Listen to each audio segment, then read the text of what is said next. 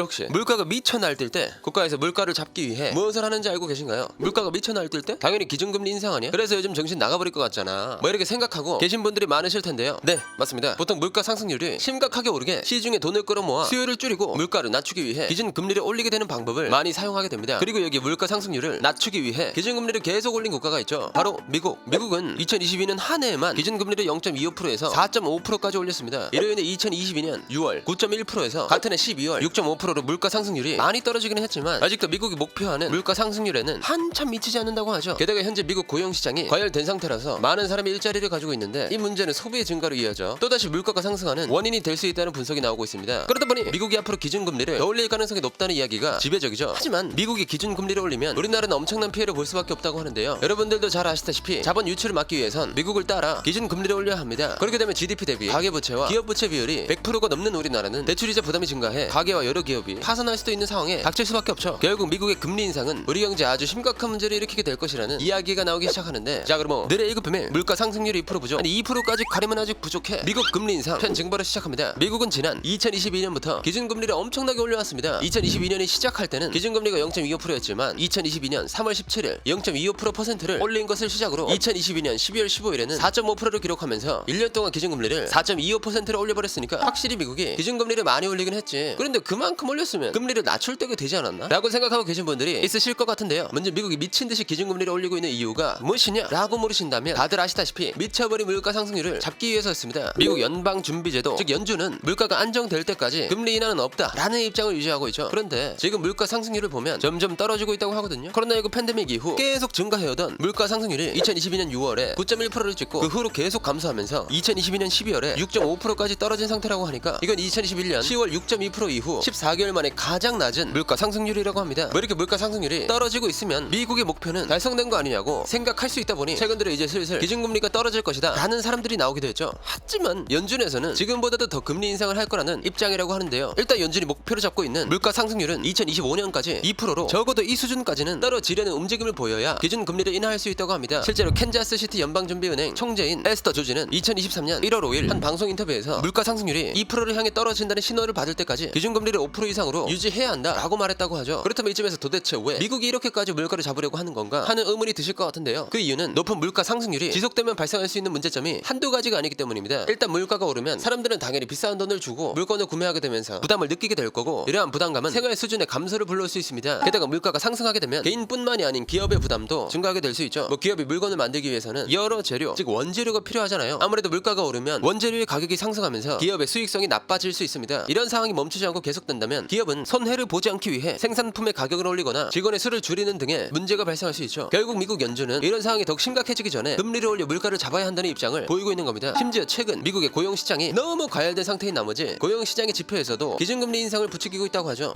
고용시장이 과열된 거랑 기준금리를 인상하는 게 무슨 관련이 있는 거야? 인플레이션 잡는 게 목표라면서 라고 생각하고 계신 분들이 많으실 텐데요. 하지만 고용시장의 과열은 물가 상승을 유발할 수 있다는 문제가 존재합니다. 일단 고용시장이 활성화되었다는 것은 일자리가 많아졌다는 의미이기 때문에 긍정적으로 받아들일 수 있지만 만약 이런 상황일 때 대부분의 사람이 일을 하기 시작하면서 사람들의 소비 즉 수요가 증가하게 되면서 물가 상승을 불러일으킬 수 있죠. 또 고용의 증가는 기업에서 사람을 구하고 싶어도 구하지 못하는 상황으로 이어질 수도 있습니다. 이로 인해 더 높은 임금을 주고서라도 사람을 고용하려고 하게 되고 이것은 물가 상승을 가속화한다고 하죠. 실제로 2022년 7월 22일 한국경제연구원의 보도자료에 따르면 임금이 1% 올랐을 때 물가는 0.6% 상승한다는 분석 결과가 있습니다. 그러다 보니 미국이 볼 때 고용시장이 과열되는 건 그다지 보기 좋지 않은 거지. 그런데 최근 미국 고용시장 지표가 진짜 심상치가 않아. 실업률만 보더라도 2022년 10월에 3.7%였던 실업률이 2022년 11월에는 3.6%, 2022년 12월에는 3.5%로 매달 줄어드는 추세라고 하죠. 이 수치는 코로나19 바이러스가 터지기 이전 실업률과 비슷한 수준이라고 합니다. 심지어 최근 트위터나 아마존, 골드만삭스 등 여러 회사에서 우리는 정리해고할 거다 하면서 사람들을 잘라냈는데도 실업수당을 청구하는 사람이 오히려 줄고 있다고 하죠. 아 요즘 너무 힘들다. 지금 우리 적자가 너무 심해서 그러는데 정리해고 좀 해야겠다. 쌀이 우리도 요즘 죽기 직전이야. 해고까지 하고 싶지는 않았는데 어쩌겠어. 다 같이 죽을 수는 없잖아.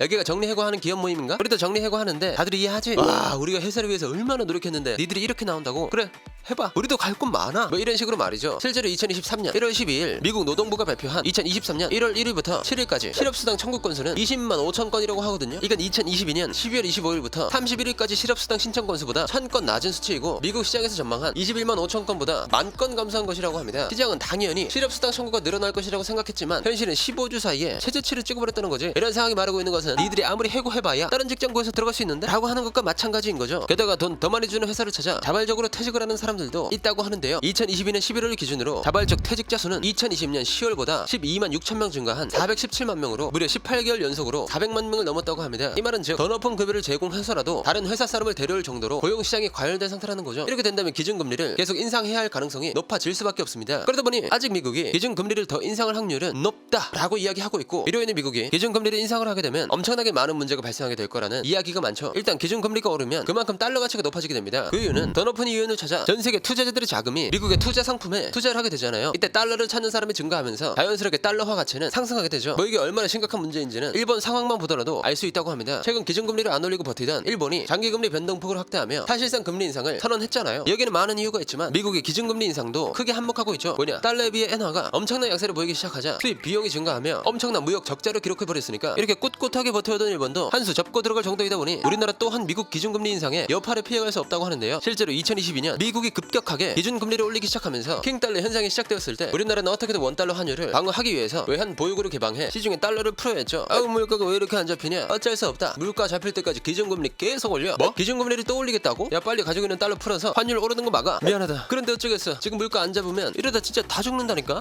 그럼 조금만 천천히 올리면 안 될까? 나 지금 너무 힘들어서 죽을 것 같아. 멈춰.